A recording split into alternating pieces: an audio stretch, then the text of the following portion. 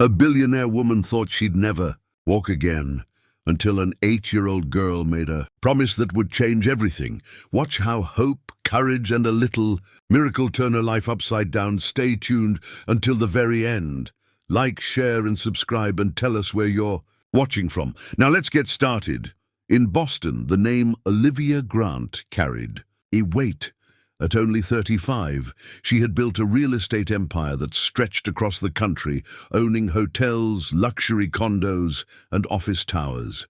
People saw her as untouchable, polished, commanding, the kind of woman who entered a room and made conversations pause. Yet behind the flawless designer suits and confident smile was a woman who had quietly learned to live with loss. Years earlier, a car accident had left her paralyzed from the waist down, confining her to a wheelchair. The world still saw a strong CEO, but Olivia knew how lonely strength could feel. She kept her sorrow hidden well. To her employees, she was the visionary leader who never wavered.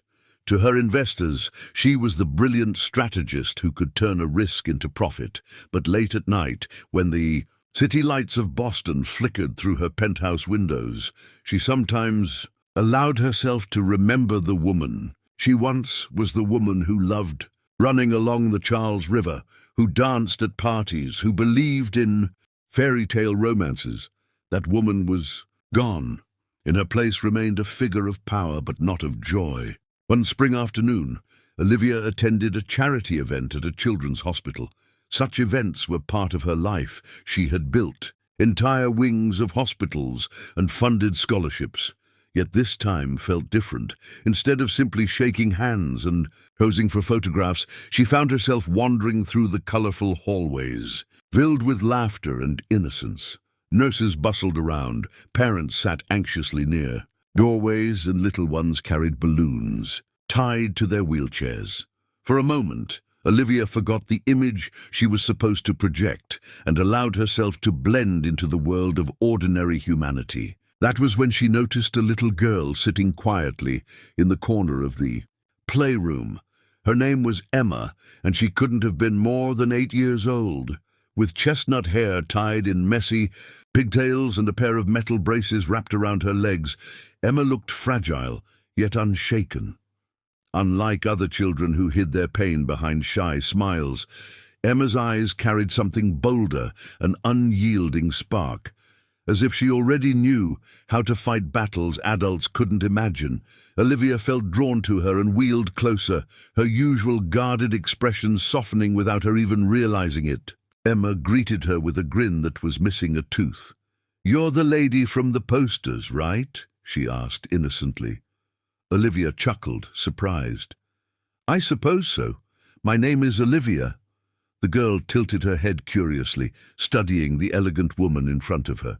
"I'm Emma. Are you stuck in that chair too?" The bluntness of the question made Olivia pause, then laugh for the first time in weeks. "Yes," she admitted softly. "I guess you could say that." Emma's small fingers tapped the handles of her own braces as if to show solidarity. "Then we're kind of the same." For a moment, Olivia didn't know what to say. She had spent years surrounded by adults who tiptoed around her reality, who spoke of mobility aids and limitations in polite whispers, but here was a child fearless and honest, treating her like a partner in resilience rather than a patient to be pitied. The conversation felt strangely healing, like fresh air cutting through the heaviness she had carried for so long. She leaned forward, curious to know more about this girl who dared to meet her eyes without fear or hesitation. Emma's mother soon explained that her daughter had been born with a rare condition that weakened her muscles. Doctors had warned that walking would always be a struggle, but Emma refused to accept that as her destiny. She had a habit of making bold declarations, like telling the nurses she'd one day run a marathon or promising her classmates she'd play soccer. Most people smiled indulgently, thinking it was childish fantasy, but Olivia saw something different in her confidence. Emma didn't just hope, she believed. That kind of belief, Olivia realized, was something she herself had lost years ago. As the charity event went on, Olivia found herself returning again and again to Emma's side. They talked about favorite books, the best flavors of ice cream, and which cartoon superheroes were the strongest. At one point, Emma leaned closer, her eyes gleaming with mischief and determination. "You know what?" she whispered as though sharing a secret. "One day, I'll make you walk again." Olivia froze, caught completely off guard by the words. No one had ever said anything like that to her, not with such certainty, not without pity. She let out a small laugh, shaking her head gently. "That's a very big promise, Emma," Olivia said, her tone amused yet touched. Emma crossed her arms, her braces clinking softly as she shifted. "Big promises are the only ones worth making." The child's voice carried such conviction that Olivia couldn't help but smile, though deep down she dismissed it as innocent optimism. She had spent years listening to specialists explain the permanence of her condition. If world-renowned doctors couldn't restore what she had lost, how could an 8-year-old girl possibly believe she could? Yet the words lingered, echoing louder than Olivia cared to admit. That evening, when Olivia returned to her penthouse overlooking Boston Harbor, she found herself replaying Emma's voice in her head. She tried to brush it off after all. She was a practical woman, a realist who built empires on logic and strategy. And yet, as she looked at her reflection in the floor-to-ceiling windows, she couldn't shake the feeling that something had shifted. The loneliness didn't feel quite as suffocating. For the first time in years, she felt as though someone had looked past the powerful CEO and seen her as a human being, someone who could still dream. Over the next few days, Olivia buried herself in her usual schedule of board meetings, investor calls, and public appearances. Yet every now and then, in the quiet moments between obligations, she remembered Emma's toothy smile and unshakable promise. "One day I'll make you walk again."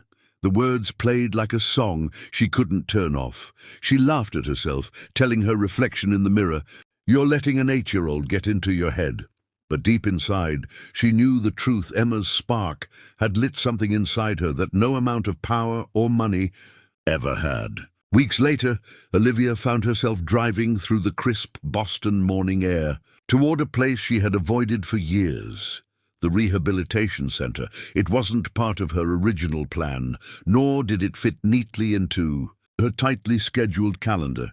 But Emma had a way of making requests that felt less like suggestions and more like destiny. "Come with me," the little girl had insisted with those fearless eyes. Olivia, against her better judgment, had said yes. And now, as her driver opened the car door, she wheeled herself into the bright lobby, her heart pounding with both dread and curiosity. The walls of the rehab center were painted in soft blues and yellows, a deliberate attempt to soothe the souls who fought their battles there every day. Olivia had seen such places before, but always from a distance, always with her guard firmly raised. This time, though, she was part of it. Emma rolled toward her, braces clinking with every step she attempted, her face glowing with determination. "You came!" she exclaimed, as if Olivia had just passed the most important test of friendship. Olivia couldn't help but smile. "Of course, I said I would." The session began simply enough. A therapist guided Olivia to parallel bars, urging her to use her arms for leverage. It wasn't new to her. She had tried this and countless times before, with little success and even less hope. But this time, Emma stood nearby, clapping her hands, shouting encouragement with the kind of enthusiasm no professional could mimic. "Come on, Olivia. If I can do it, so can you." The words echoed in the spacious room, and though Olivia wanted to roll her eyes, she felt her grip on the bars tighten. Something about Emma's faith left no room for excuses. At first, Olivia's legs trembled with the same stubborn resistance they always had. Pain shot through her muscles, sweat gathered on her forehead, and the familiar voice in her mind whispered, "Why bother? You'll only fail again." Yet above that voice came another Emma's steady cheering. "One more try. You're stronger than you think." Olivia pushed harder, jaw clenched. and for a fleeting second she rose an inch higher than she ever had before. She collapsed back into her chair, breathless, but when she looked up, Emma was grinning, as if they had conquered the world together. That moment replayed in Olivia's mind for days. The world still saw her as the untouchable millionaire, the woman who controlled skyscrapers and built fortunes. But inside the rehab center, she was just a woman learning how to stand again. Cheered on by a child who believed in miracles, she began to return more often, sometimes surprising herself with her eagerness. She would leave boardrooms filled with suits and deals, then rush to meet Emma, trading the language of contracts for the language of courage. Slowly, Olivia realized that no deal she had ever signed held as much value as the promise Emma had made her. Each session grew more intense. The therapists noticed the shift, whispering about how Olivia was suddenly pushing herself harder than she had in years. She no longer treated therapy like a performance to appease others. She treated it like a battlefield, with Emma as her fearless commander. On one particularly difficult day, Olivia nearly gave up, tears spilling down her cheeks as her muscles screamed in protest. "I can't," she muttered, ashamed. But Emma, sitting cross-legged on the floor, with her braces gleaming, shook her head firmly.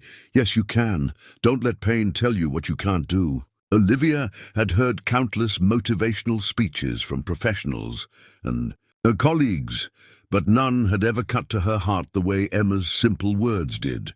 She gritted her teeth, wiped her tears, and tried again. This time she lasted a second longer, then another.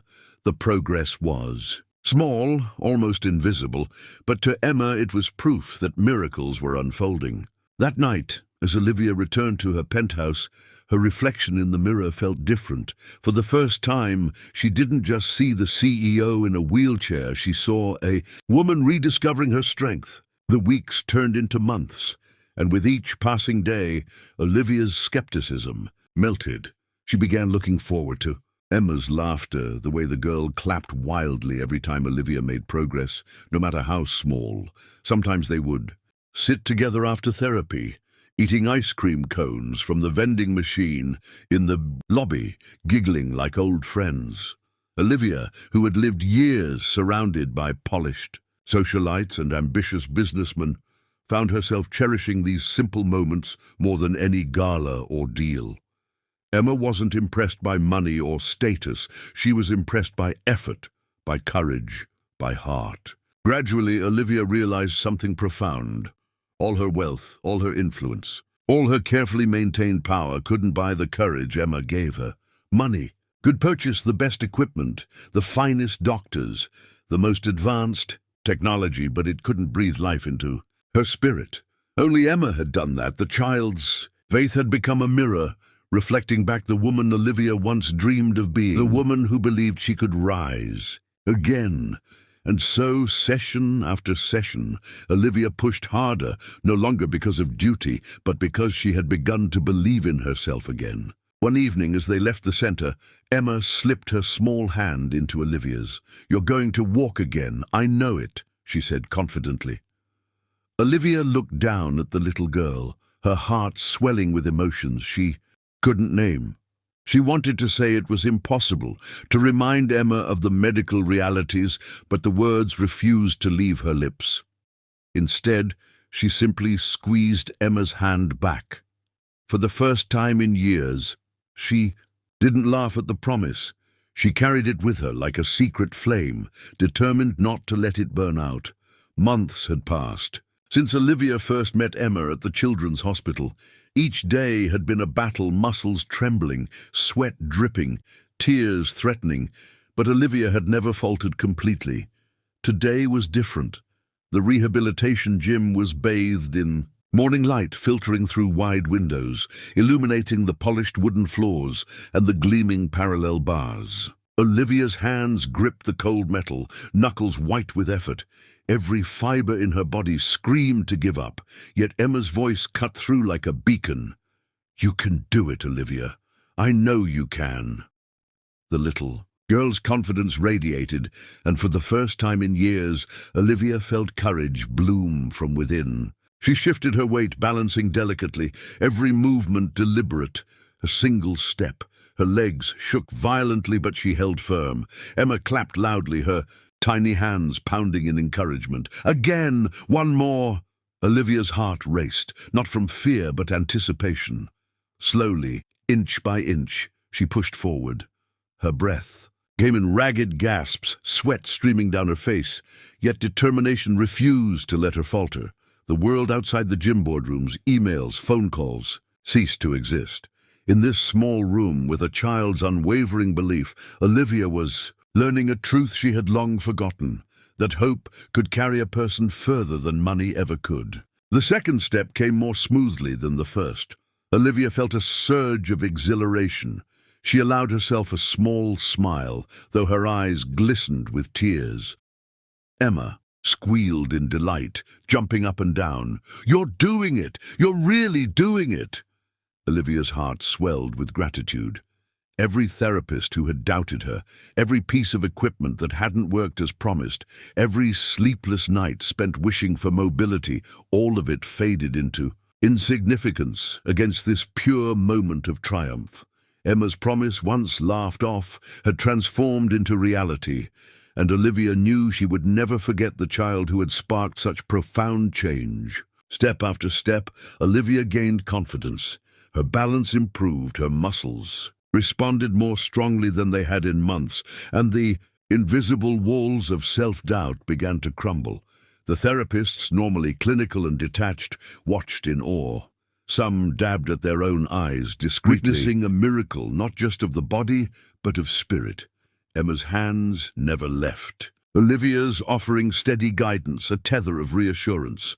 "I knew you could do it," the little girl whispered, her voice both proud and gentle. Olivia felt her soul lift. It was as though each step forward carried not just her body, but her entire spirit. By the time Olivia completed several steps unassisted, the gym erupted in cheers.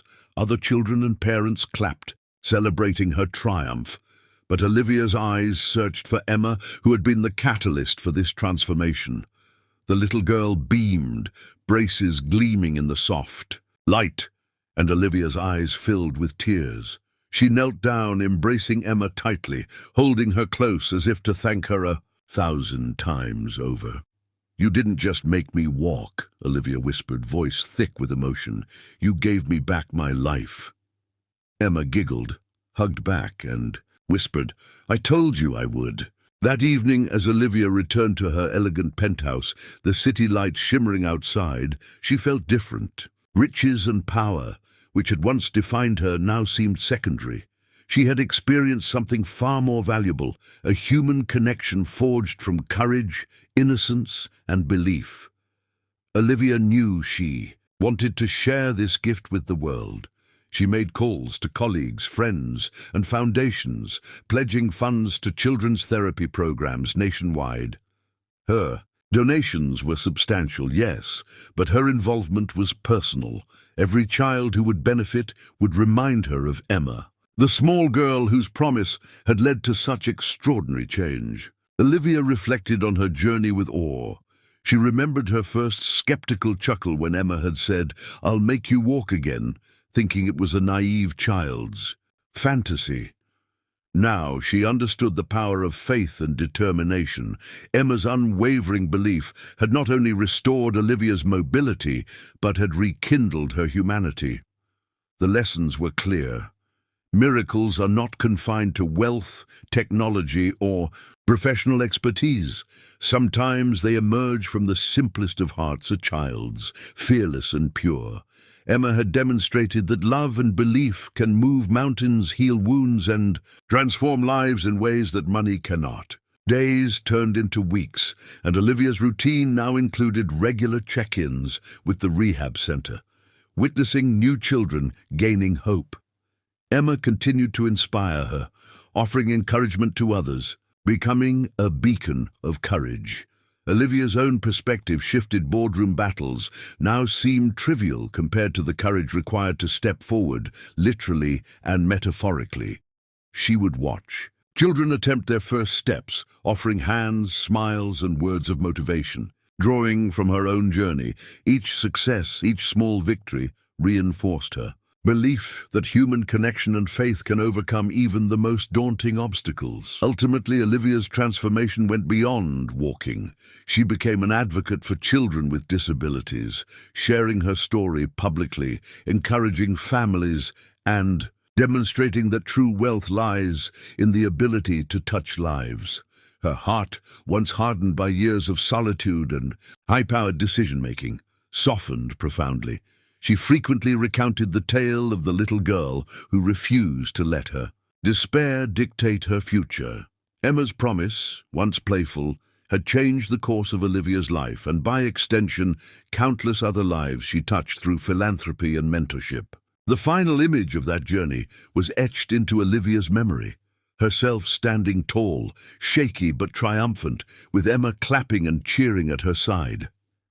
The once impossible goal of walking again had been realized, not through money or medical machinery alone, but through belief, persistence, and love. Olivia held Emma close, gratitude flowing freely, whispering, "You didn't just make me walk, you made me believe again." And in that quiet embrace, both understood a profound truth, that miracles, big or small, often come from the heart. If this story touched your heart, like, share, and subscribe. Comment below where you're watching from, and stay tuned for more inspiring stories.